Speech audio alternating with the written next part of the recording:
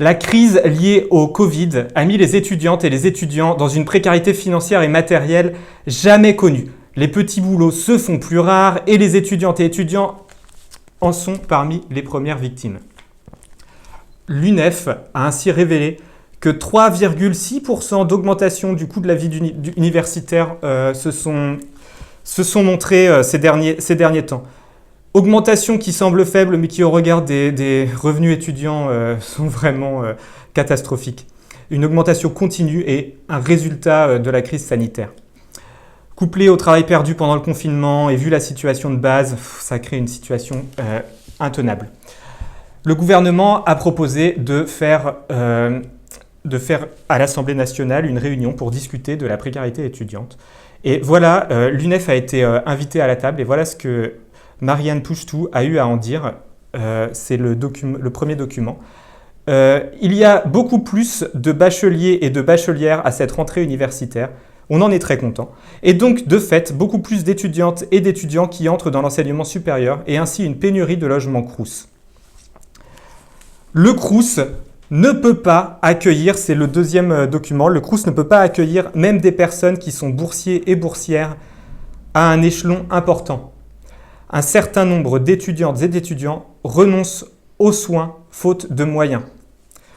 Face à cette situation, on le voit, on ne peut plus catastrophique, comment a répondu le gouvernement ? Je vous propose de regarder la réaction dans la vidéo, dans une vidéo témoignage ça s'est passé à l'Assemblée nationale.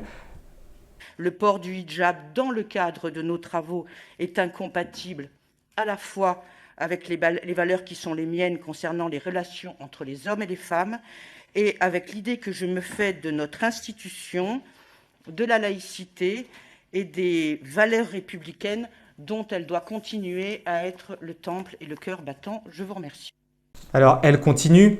En tant que députée et féministe attachée aux valeurs républicaines, à la laïcité et aux droits des femmes, je ne peux accepter, j'ai mis ça sur le document 3, je ne peux accepter qu'une personne vienne participer à nos travaux à l'Assemblée nationale en hijab, qui reste pour moi une marque de soumission. J'ai donc quitté cette audition.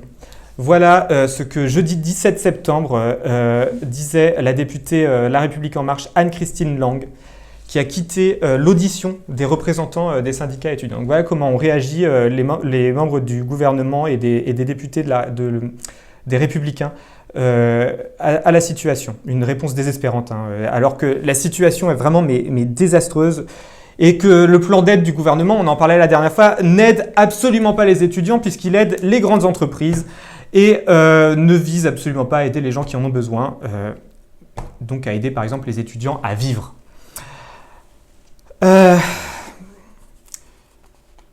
On joue la carte polémique du racisme en réponse à un problème social. Voilà ce qu'a rappelé le syndicat solidaire étudiant.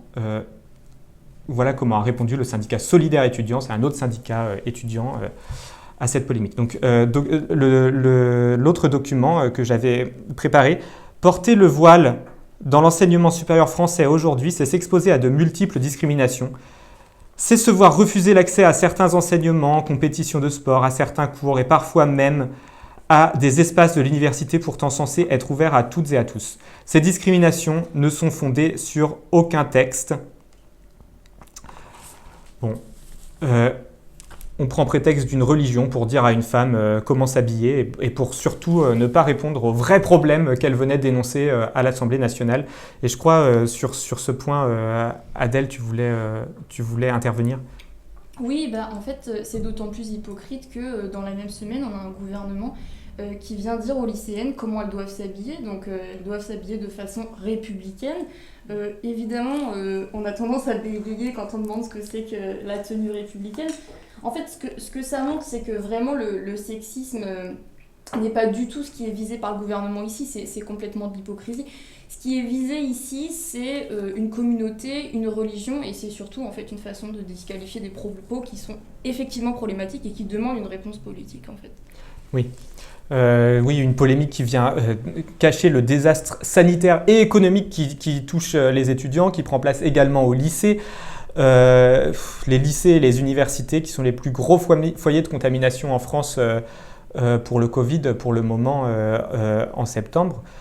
L'État ne distribue pas de masques gratuitement ni au lycée ni à l'université, rappelons-le, ni pour les professeurs ni pour les élèves. Donc ça, le gouvernement n'y répond pas. À la place, comme tu le disais, il préfère se contenter de dire aux lycéennes comment s'habiller. Les lycées sont déjà extrêmement affaiblis avec les réformes Blanquer. Les professeurs sont dans ne savent plus comment faire pour gérer leurs cours. Enfin, ils savent très bien comment faire, ils s'en sortent, mais à un coût qui est énorme. Enfin, c'est un sacrifice pour eux de tous les instants pour lesquels ils sont pas remerciés. Ni les familles, ni les professeurs, ni les élèves, ni les étudiants à l'université ne savent s'il faut peut-être se préparer aux cours à distance. On leur a rien dit en cette rentrée 2020, donc on ne sait pas s'il y aura peut-être un autre confinement. Pour les étudiantes et les étudiants, les factures s'accumulent, les loyers aussi, et le gouvernement se contente de ne pas répondre et de préférer un autre sujet, un sujet, comme tu le disais, un sujet raciste qui évite de toucher aux vrais problèmes.